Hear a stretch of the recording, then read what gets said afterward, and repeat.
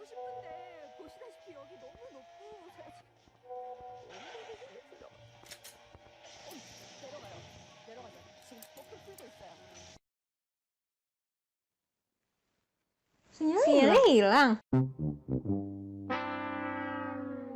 Sebegitu pentingnya ya sinyal internet. Saat internet belum sepopuler sekarang, saat koneksinya masih seperti tadi, orang akan dengan sabar menikmati sinyal seadanya. Saat ini internet memang bukan bahan asing ya, kawan belajar. Hampir semua orang, terutama generasi muda seperti kawan-kawan belajar, pasti sering berinteraksi menggunakan internet. Tidak hanya interaksi, internet juga dilakukan untuk mendapat informasi, mendapatkan hiburan, untuk berbelanja, dan bahkan sampai transfer uang. Bersama saya, Nani Agustina, kawan belajar akan saya ajak untuk mengulik seberapa jauh perkembangan tadi yang biasa kita sebut dengan istilah globalisasi.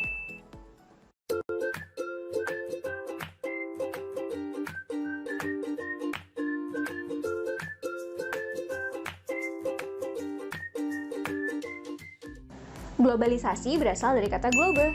Globe adalah replika bumi yang tampak dari luar angkasa. Jadi, globalisasi berkaitan dengan unsur-unsur yang mendunia.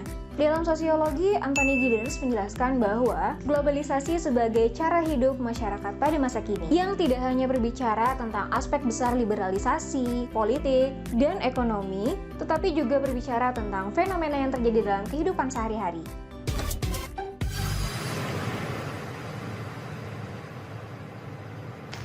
Hai kawan belajar, hari ini saya coba ambil acak barang-barang yang ada di rumah. Saya juga mau mengajak kawan belajar untuk ambil 3 barang yang ada di sekitar kalian, dan saya juga akan mengambil barang yang sudah saya siapkan. Mari kita cek sama-sama barang yang ada di sini. Kita mulai dari dayung, ini made in Indonesia. Selanjutnya ini plaster, made in Indonesia. Harddisk, barangnya dari Cina tapi dirakitnya di Thailand. Kemudian mikrofon, made in China. Spidol, Jepang. Pulpen, Jepang. Gunting kuku, made in Korea. Wah, sedikit ternyata produk-produk yang berasal dari luar negeri. Bagaimana dengan hasil pengecekan kawan belajar? Dari sini dapat kita pahami, globalisasi menciptakan satu fenomena yaitu pasar bebas. Pasar bebas memudahkan segala produk masuk dan berdatangan ke suatu negara, sehingga produk-produk yang dibuat sekian jauh jaraknya bisa dijual lintas negara. Kalau barang-barang luar bisa kita dapatkan dengan bebas di negara kita, maka jadikanlah ini sebagai peluang untuk memperkenalkan produk-produk lokal kita, produk-produk asli Indonesia, agar bisa dikenal hingga ke mancanegara. Seperti produk-produk ini, yang diminati bukan hanya oleh masyarakat Indonesia, tapi juga dicari dan digemari oleh masyarakat di luar negeri. Dan berita baiknya lagi, tidak harus menunggu perusahaan kita menjadi sebuah perusahaan besar agar produk kita bisa dikenal di luar negeri. Kita bisa contoh dari para pelaku industri lokal ini yang berhasil memperkenalkan produknya hingga ke kancah internasional.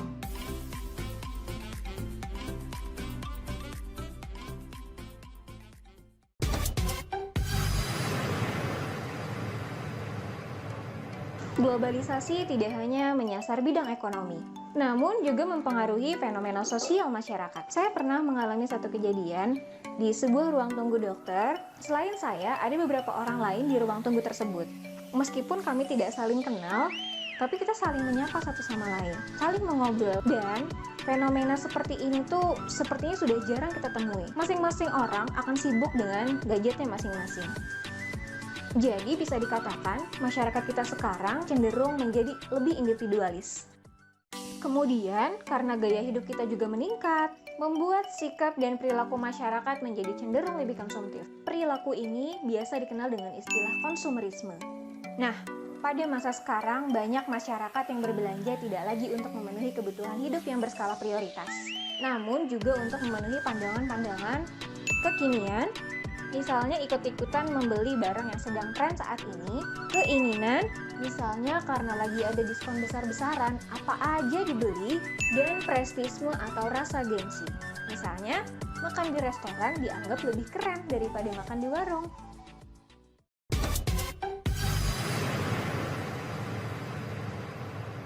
K-pop, drakor, tahu istilah ini kan? Atau kawan belajar adalah salah satu fans fanatiknya?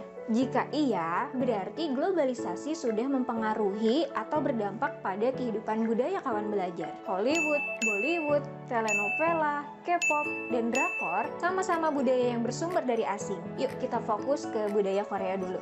Semenjak drama dan musik Korea digemari di Indonesia, pernahkah kawan belajar memperhatikan ada berapa banyak penjual yang menyajikan menu ala Korea? Dan ada berapa banyak orang yang meniru gaya rambut, fashion, dan makeup ala Korea? Saya tidak bilang budaya asing itu jelek loh. Karena jika kawan belajar bisa bersikap kritis terhadap budaya asing yang masuk, ada banyak kok hal-hal positif yang bisa kita pelajari dari budaya luar. Maka, tugas kawan belajarlah untuk memilah dan memilih budaya mana yang baik, mana yang tidak baik, mana yang cocok dan mana yang tidak cocok, serta mana yang pantas dan tidak pantas dengan nilai dan norma yang berlaku di Indonesia. Ada kebiasaan orang-orang asing berikut yang bisa kita tiru dan kita aplikasikan di kehidupan kita, seperti gemar membaca, malu membuang sampah sembarangan, membereskan sisa peralatan makan sendiri setelah makan, sabar dan rapi saat mengantri, selalu datang tepat waktu, dan banyak kebiasaan-kebiasaan baik lainnya.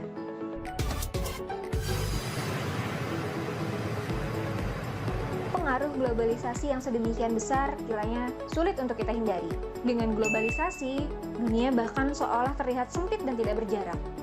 Maka, sudah seharusnya kita manusia yang memiliki akal dan pikiran dapat menyikapi globalisasi secara bijaksana. Pilah dan pilih hal-hal yang positif, jangan sampai terjerumus, dan jangan sampai kehilangan jati diri sendiri sebagai bangsa Indonesia yang berbudaya.